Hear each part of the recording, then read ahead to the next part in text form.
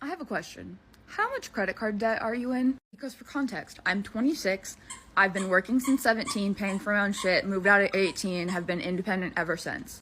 And I have $10,000 worth of credit card debt. And I will be the first to admit that I'm not perfect. I've definitely paid off medical bills and like emergency vet visits and things on my credit card, but I've also bought a lot of dumb shit. But it's like people my age have $55,000 worth of credit card debt. Do you see how my eye is twitching? That shit stresses me out. Like $55,000 is my take-home salary from my last job. Like, I think I'm just morbidly curious on like what gets you to the point of $55,000 worth of credit card debt. Also, who gave you $55,000 worth of credit in general? Like, not to mention, my credit usage, way high. Like 90 something percent. So my interest rates, 30%. Like, the interest would make me want to throw up. I get myself into $10,000 of credit card debt before the age of 25. Let me tell you, this is a cautionary tale. When I graduated college, I had no credit card debt. None. Literally not a penny. So I did not know how soul-crushing credit card debt could be. So after I graduated, I took a job, my first big girl job, moved to Ohio. We don't talk about that.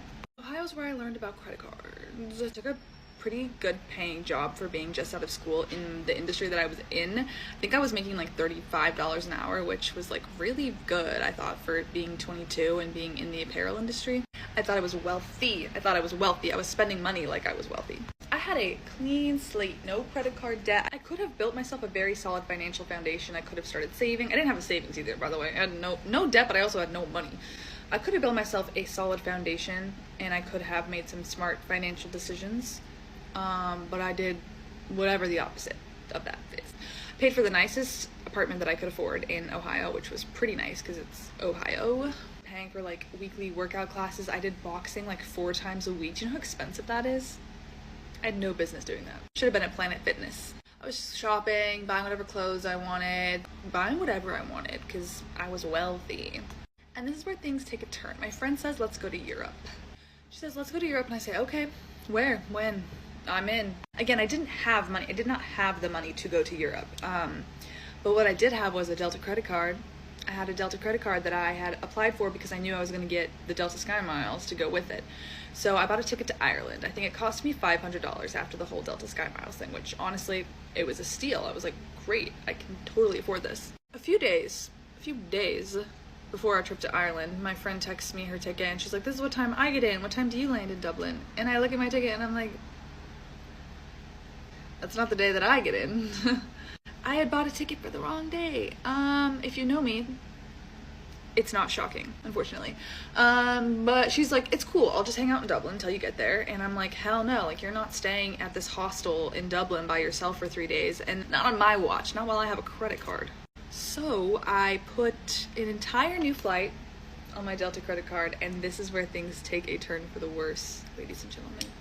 I put a $1,200 flight to Dublin on my Delta credit card. Canceled my other flight, no refund. Canceled it, no refund. So at this point I had close to $2,000 on my credit card just getting to Dublin, okay? But I'm like, money comes back, memories don't. Get to Europe. My credit card is coming out every 2 seconds. Ding, ding, ding, ding, ding. I didn't care because I was like, I have a good job and I'm gonna pay all this off and money comes back and it doesn't matter. It doesn't matter.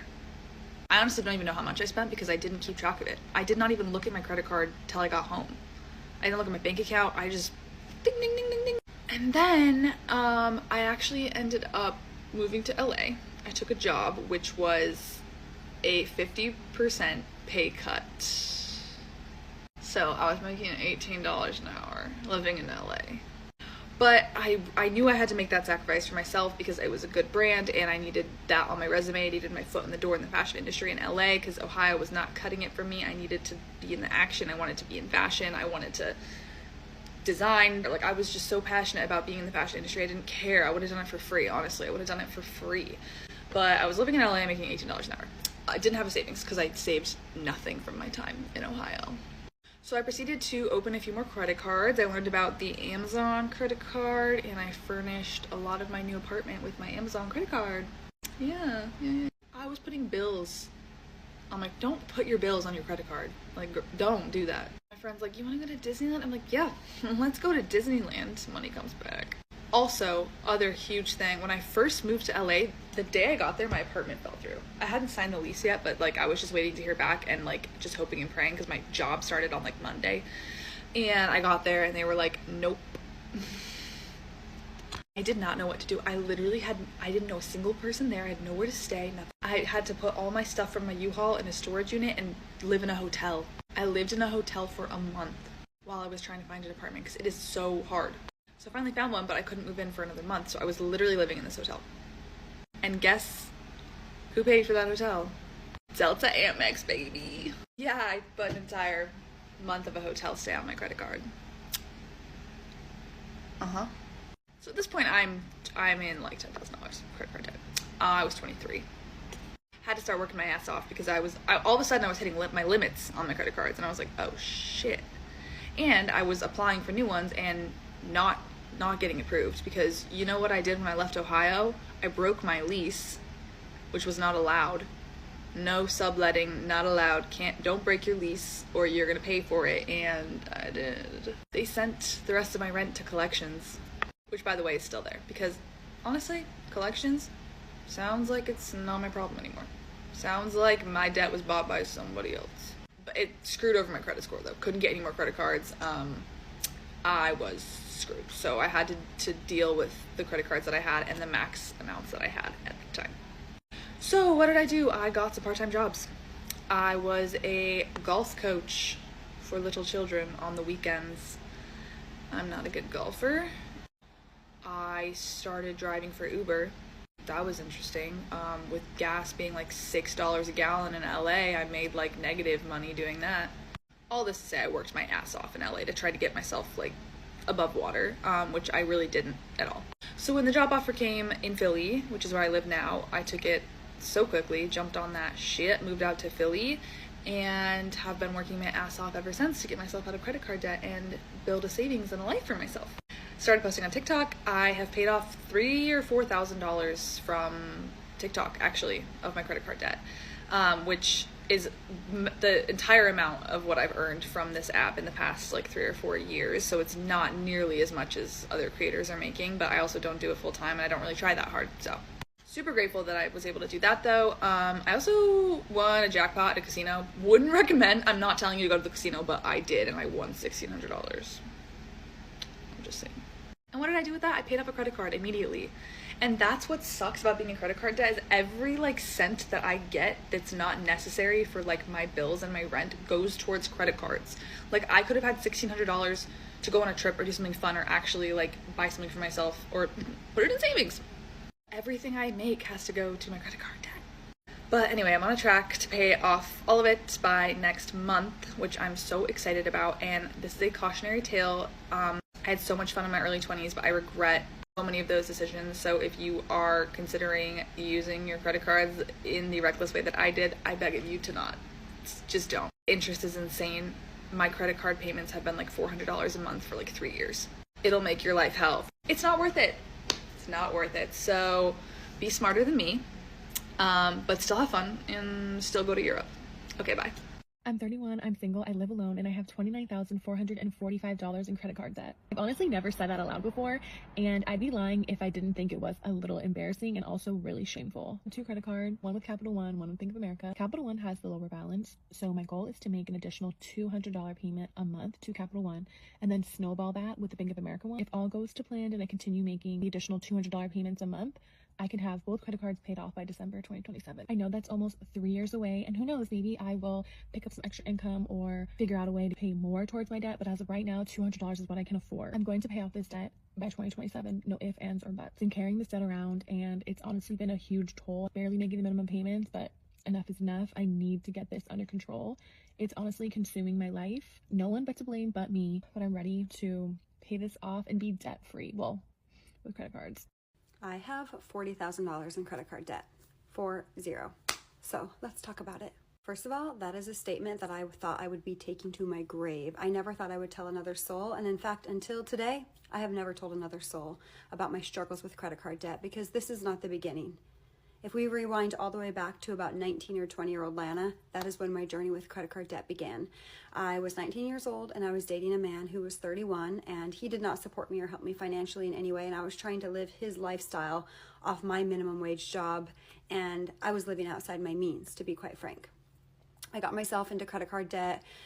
I stayed in credit card debt until I was about 21, at which point I was able to pay it off over the course of just like really cutting back and being very diligent about making as many extra payments as I could to my debt. And then I got out of it and I was like, oh my gosh, that's the most freeing thing. I'm never doing that again. And then I did. And then I paid that debt off. And you know what? I repeated the cycle again. I'm in my third cycle of credit card debt. And at this point, my threshold has just gotten so big. Your threshold for debt increases with time, right? It's just like your threshold for anything else that creates stress in your life. Over time, your body has to adapt to the current conditions. So your threshold for what it can hold expands. So right now, the number 40 probably feels staggering to some of you, but it's not a number that I feel fear around. So why am I sharing this with all of you? Well, because this debt that I've carried on and off for almost all of my 20s has cultivated so much shame for me. So much shame. I directly had my self-worth tied up into my financial picture. And so I thought that because of the fact that I had this debt, I was not worthy. I was not worthy. And as I've been doing a deep dive into my subconscious mind, just really into my psyche in general over the last couple of years, I have looked at everything very, very, very honestly. But money's been the one thing that I've been avoiding. The one thing that I've been avoiding. And over the last month, I have gotten to a place where I cannot avoid it anymore because I am in a very unique situation when it comes to my finances. And I've been doing all of this subconscious work. And as I sat in meditation yesterday, this just came up out of nowhere that I need to talk about it. I need to talk about it. So I first started by having conversations with my closest girlfriends because they didn't even know. And after I had spoken to them, I felt the shame just dissipating and leaving my body. And I thought, I'm going to share it with the world. I think I've always known that I was eventually going to share it with the world. I just wasn't feeling ready. And so I'm sharing this with you because I know that so many of us struggle with debt. I know so many of us are in debt right now, and I need you to remember that money is not moral. You are not worthy or unworthy depending on your financial situation. The more that we talk about things, the less that shame can breed, the less that shame can exist. And I'm just simply to a point where I'm done feeling shame about this. I'm done. And so if I don't feel shame about it, why not share it with you? Because if I can help one person feel less alone on their journey, it's worth it for me. And I don't really care what the comments are going to say, because if I don't feel shame about it, you can't make me feel shame about it. So moving forward, okay, now that we've got 40 grand, what's the plan? The plan is to give it to God, basically. I am in a full surrender right now with my finances, and I just trust so deeply that I had to get to this level. I had to go to these depths on my journey with money for me to fully untangle my relationship with money. Because if you go all the way back to my childhood, I felt fear and scarcity around money before I even conceptually understood what it was. So as I entered adulthood, I had subconscious beliefs that there wasn't enough money, that money equated to my worth, scarcity, lack. Like I had very, very, very deep-rooted fear patterns around money. So even though I entered adulthood and I was able to manage my own finances, and I consciously knew the right way to manage my finances. I worked in finance for 10 years. I consciously knew the right decisions to make. I would not make those because my subconscious mind was running the show, not my conscious mind. I was operating from my subconscious beliefs that there isn't enough, fear, scarcity, lack, instability. So a lot of times, even when I had money in my checking account, I would spend on a credit card, because I needed to hoard like a little squirrel every dollar that I had in my bank account, because it may never come back and there isn't enough. And what I'm learning through this process is why I repeated those patterns isn't because I have no willpower, I'm weak, I'm unintelligent, or any of those things, I'm unworthy. It's because my subconscious mind was running the show. I was allowing my limiting beliefs to run the show. And this could be applied to any other area of our life. So what I'm doing forward is changing my identity, changing my subconscious beliefs, rewiring my subconscious mind to believe that pleasure and abundance and prosperity are safe. Not only safe, they are my birthright, that I am capable of holding it, that I'm not only capable of holding it, that it is on its way to me right here, right now, that I am an abundant human being. I am releasing the shame around money in general because money is not moral. We were not born into this life knowing what money is. Money is something we created. It didn't exist when humans first evolved. We created it. It is not moral. It is not moral. If you have more questions about kind of how this all transpired, more than happy to talk about it. I'm happy to start a conversation about this. Most of this debt, this 40 number, I've been carrying around for a little while. And I posted a video the other day saying breaking up with my credit cards. And I said, I don't want to go down a slippery slope. And I wasn't being fully transparent, which is fair. I don't owe the internet anything. But the full transparency is I don't want to go any farther down the slope than I'm already down, right? I'm already here. And I just made this decision. Like, I had to put a vet bill on a credit card, and that topped me over the 40 number, and that was my breaking point. And I was like, something has to change. And not, how can I work harder to make money to pay this off? But like, what do I need to look at within myself to prevent this from happening again? Why am I keeping myself in this cycle when I know it doesn't serve me? And I think that's where a lot of the shame comes from for me, is knowing that this wasn't what was best for me, and then I would take action anyway. And then I would avoid it. So I would avoid at all costs. Like, if I spent something with my credit card and I felt unrest in my body, avoid, suppress. When I would go to pay my credit card bills, like, just only look at the credit card statement for long enough to pay the bill and then put it out of my mind. Suppress, avoid, suppress, avoid, suppress, avoid. Self-soothe in other ways, cope in other ways. So we're done with that. We are done with that. I no longer identify as somebody that uses a credit card. I no longer identify as somebody who operates from a place of lack, scarcity, not enoughness, unworthiness, none of that. I am no longer a person that operates from a place of shame. This is my last buried treasure. And if you know my face by now, I might be new to some of you, but if you know my face by now, you know I've shared a lot with you guys on the internet. And I know that it might feel wildly inappropriate to some of you, but I so firmly know in my body, in my soul, that I came here on this planet to share my journey with you. It might not resonate for all of you. And that's okay, because the ones that are supposed to receive this message and who are feeling overwhelmed by their financial situation, I know that you're going to see this. And I'm here to tell you, it's not about continuously working harder. It's about looking at your subconscious beliefs. It's about looking what's going on within you. What are your beliefs around money? What are your behavior patterns around money? What is your emotional response when you think about your financial situation? What's going on in that subconscious mind, and how can we make a change? We don't get to choose our childhoods. We don't get to choose the beliefs that form about ourselves in childhood. But when we are adults, there's self-responsibility, and it is up to us to create the change that we desire. So let's do it. Let's do it together. I have been doing a crash course this month of just deep self-concept work. Deep like rewiring my brain, self-concept, subconscious, like nervous system work. And I know without a doubt that by the end of this year, that debt will be paid. I release any worry or fear or stress about it at all. I know that I'm taken care of. I am full surrender, given this to God, because I know that this is my path. I know that this is here to teach me something. I know I had to go down this journey to learn what I needed to learn, to get the medicine that I need to continue to step forth into this person that I came here to be. So I don't feel shame, and I don't want you to feel shame either. So if sharing my story helps one person, then it's worth it for me. Debt is not moral. You aren't unworthy. And you can change your financial picture truly at any point in time if you're willing to go inward, if you're willing to dive deep. So happy Friday, beautiful souls. 40. I have $40,000 in credit card debt. And I'm saying that publicly, so we're going to celebrate. Life has been absolutely crazy ever since I went public with the fact that I have $40,000 in credit card debt, but in the best way possible. I'm telling y'all,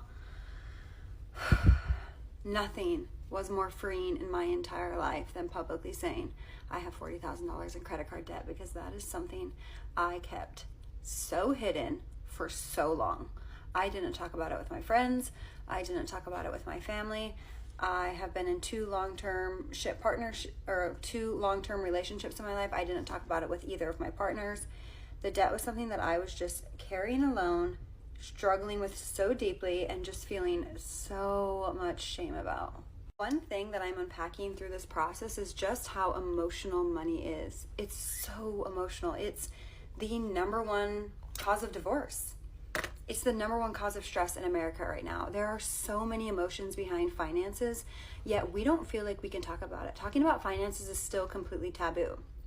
I know that in my household growing up, we didn't talk about finances, and until recently, I didn't in-depth talk about finances with my friends, my family, no one. It is something that's still so off limits, and I think it's disempowering all of us because it impacts all of us so deeply. I think there are two components to changing your life. One of them is neuroscience. One of them is rewiring your subconscious brain to start to identify as the person that you want to be, right? You want to be more healthy.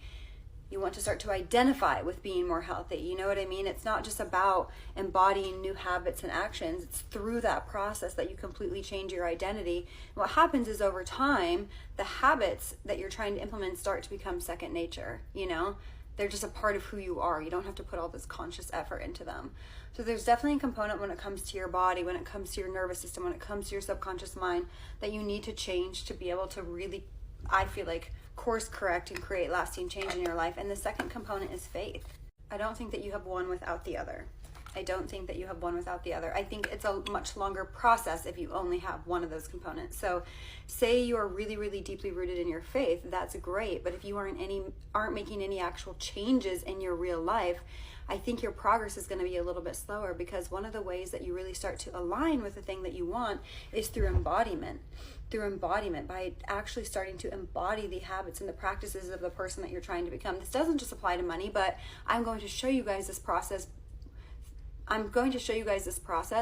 by walking you through how I'm changing my identity and my habits and my belief systems around money to start to call in more money. But this could be applied to any area of your life that you're unhappy with, right?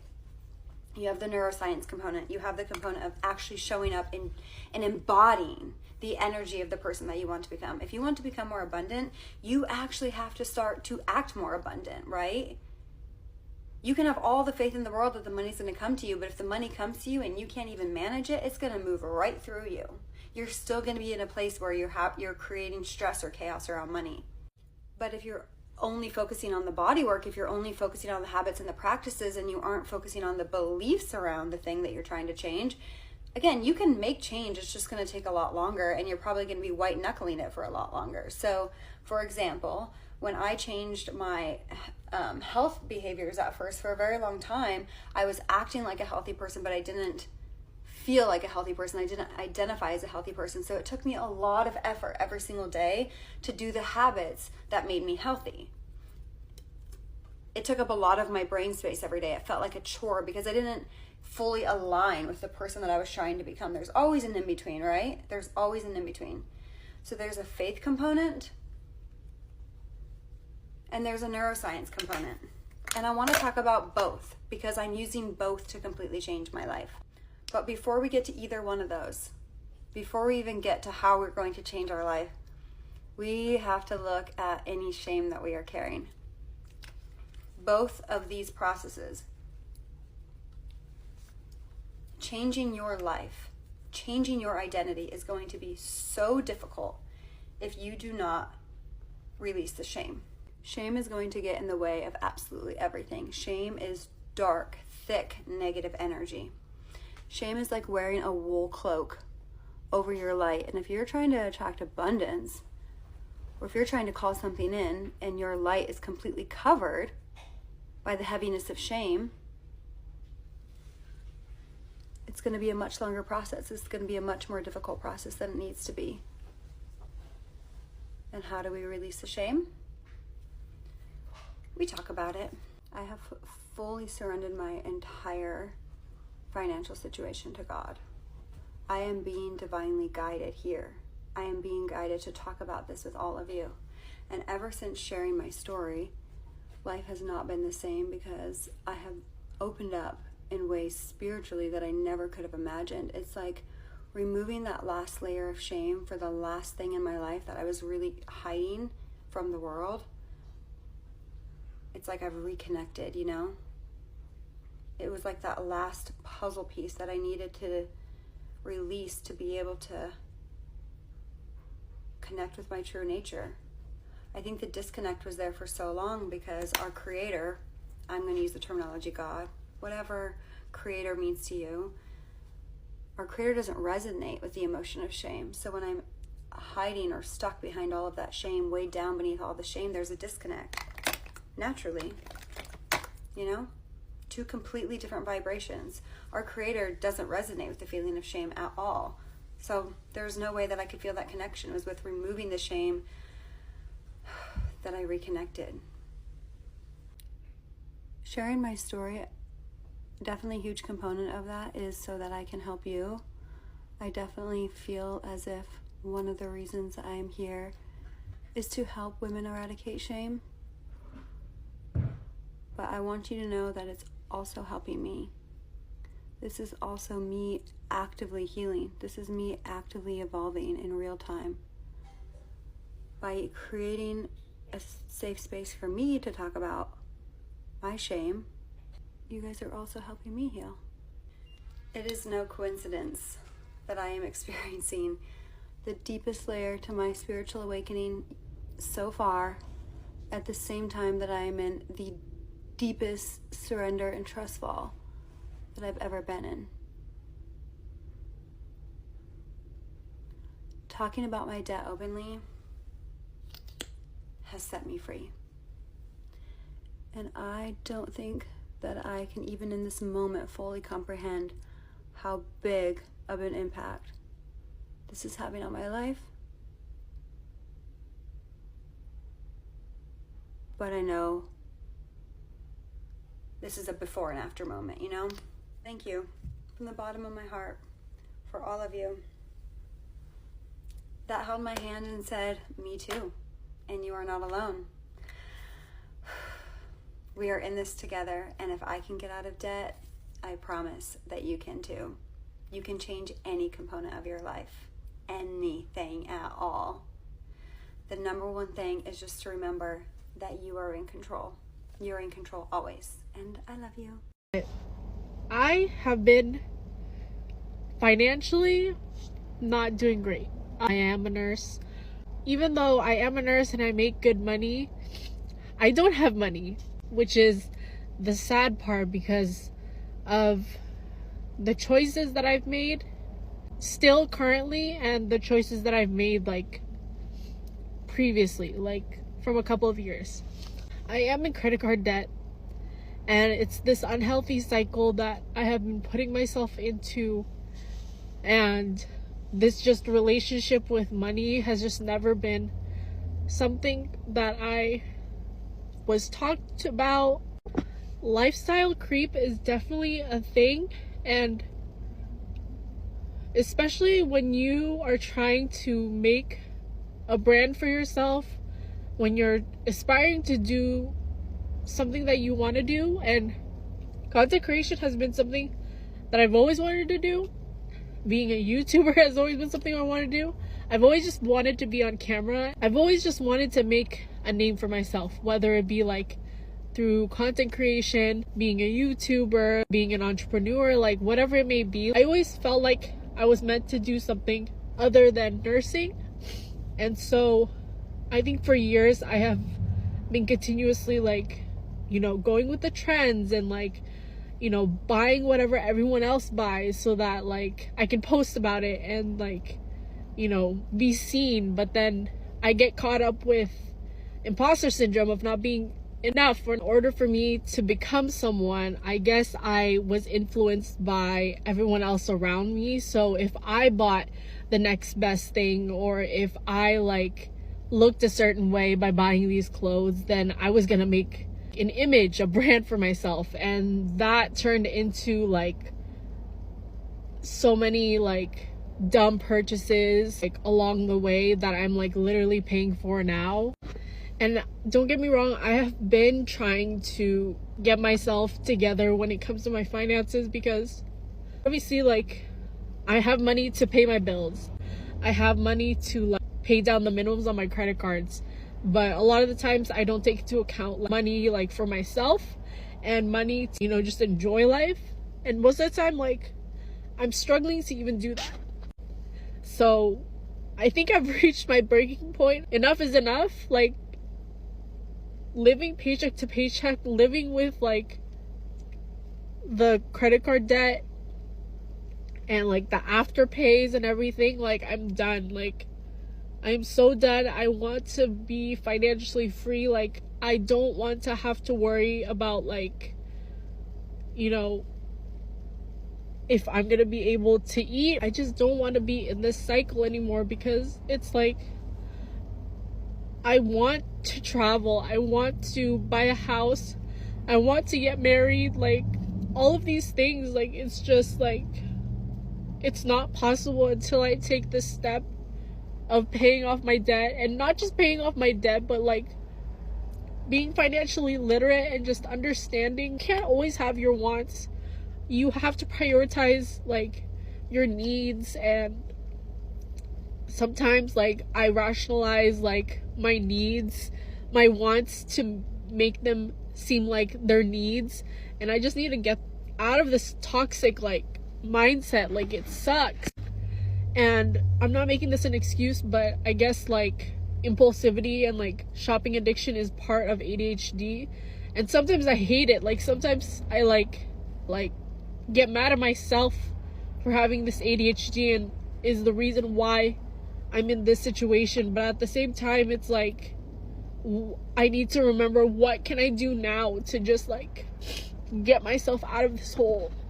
So the reason I'm crying on the internet is to show people that like seriously, like do not like, I understand that, you know, I'm trying to be an influencer, I'm trying to be a content creator, and that goes with like promoting products, but like literally live within your means and only buy like if you have the money for it. Stop klarning, stop affirming, stop afterpaying, like stop just swiping the credit card, because like yeah, it may be fun like in the moment, but literally you will regret it if that stuff like just racks up and it's like years down the line and you're still paying for that purse that you bought like 4 years ago. Life is too freaking short for us to be paying money on stuff that we bought like a couple years ago. Life is too short for us to be paying for materialistic things. Instead, we should be paying for experiences, for like adventures and whatever it may be, like for new life like chapters. And I don't know, buying the next best thing is not worth your mental health. Buying the next best thing is not worth the emotional and financial burden that you're going to experience if you can't pay it off right away. If you're watching this and you are also in the same boat, like you are not alone. This stuff is hard to navigate, and not a lot of people like talk about the realness about being in credit card debt or like even student loans. Like I don't even want to think about like the student loans that I have and like my car loan. Like that's another thing in itself.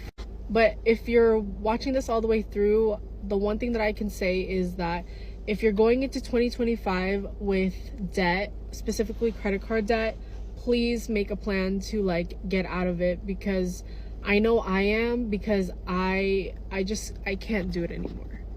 It's not cute anymore to just put it on the credit card or like I'll do some installment payments. It's not cute anymore. You're gonna continue these habits, and it's gonna take you so much longer to, one, pay for it, but two, unlearn those habits of impulse spending. I've never really talked about this, but during my freshman year of college, I studied abroad in London, and I had a credit card for the first time, and I actually went into thousands of dollars, I think exactly $4,000 in credit card debt simply because I didn't know how to use it. Like, Lisa, what do you mean you didn't know how to use it? All you do is you pay off the card, right? Giving me a credit card with a sky-high credit limit was insane because I had a shopping addiction. It was my first time living alone, away from home. I was in a different country, so I didn't understand the exchange rate sometimes. And on top of that, the word minimum payment really fucks you up when you're like 18, you know? So for the most part, I did pay off the card. Like, I was so scared of going into debt that I would pay it off that day. I would buy something off of it. At the end of the day, I would make a payment. But then it got to a point where I was using it all the time. So then I started making minimum payments at the end of the month because I thought that's what it meant. And you know, it was my first semester of college. I was busy trying to make friends. I was going to class. I was in another country trying to explore things.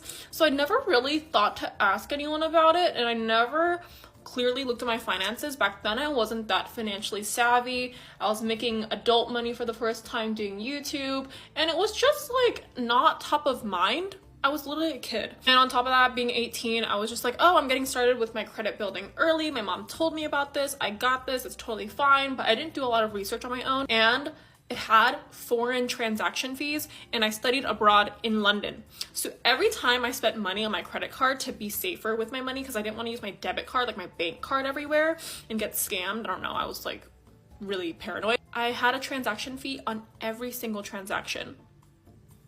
The transaction fees on top of interest, because I paid the minimum payment, resulted me in being in thousands of dollars of credit card debt when I could have totally avoided it because I had the money to pay. I literally just didn't know what the words meant or looked at the app.